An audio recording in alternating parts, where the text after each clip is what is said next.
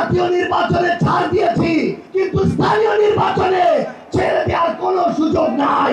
আমরা ভেবেছিলাম যারা বিগত 16-17 বছর ধরে স্বৈরাচার সরকারের দ্বারা জুলুমের শিকার হয়েছে তাদের অন্তত একটা শিক্ষা হবে, কিন্তু আমরা দেখলাম যে একটা অভ্যুত্থানের পরে হাজারের অধিক মানুষের জীবন দেওয়ার পরে যারা নতুন করে এই বাংলাদেশে ক্ষমতায় আসলো, 3 মাস যেতে না যেতেই তারা প্রমাণ করে দিল যে যত নির্যাতন হোক, যত জুলুম হোক, ক্ষমতার চেয়ে তাদের কাছে কোনোদিন দেশ বড় হইতে পারে না।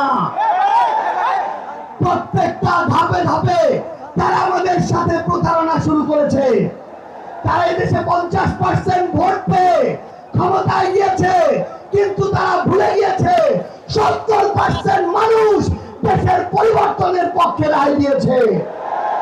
জনাব তারেক রহমান একটা বিষয় ভুলে গিয়েছে, একটা তিক্ত সত্য মনে করিয়ে দেই, এই বাংলাদেশে বিএনপি যে এবার ক্ষমতায় গিয়েছে, মানুষ জনাব তারেক রহমানের মুখ দেখে এবার ভোট দেয় নাই।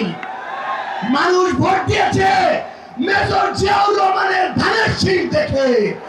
মানুষ ভোট দিয়েছে বেগম খালেদা জিয়ার আপসহীন নেতৃত্ব দেখে।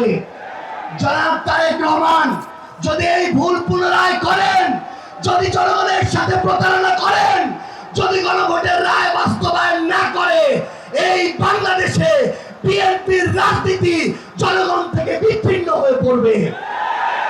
আমরা দেখছি আবার নতুন করে চাঁদাবাজি শুরু হয়েছে।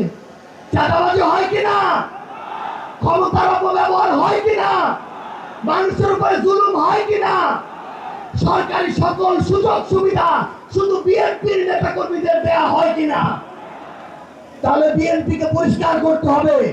রাষ্ট্র কি শুধু একটা দলের?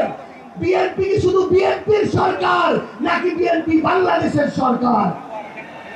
আমরা একটা কথা পুরো বাংলাদেশের সামনে, মানুষের সামনে, আপনাদের সামনে বলে যেতে চাই যে আমরা জাতীয় নির্বাচনে ছাড় দিয়েছি, কিন্তু স্থানীয় নির্বাচনে ছেড়ে দেওয়ার কোনো সুযোগ নাই।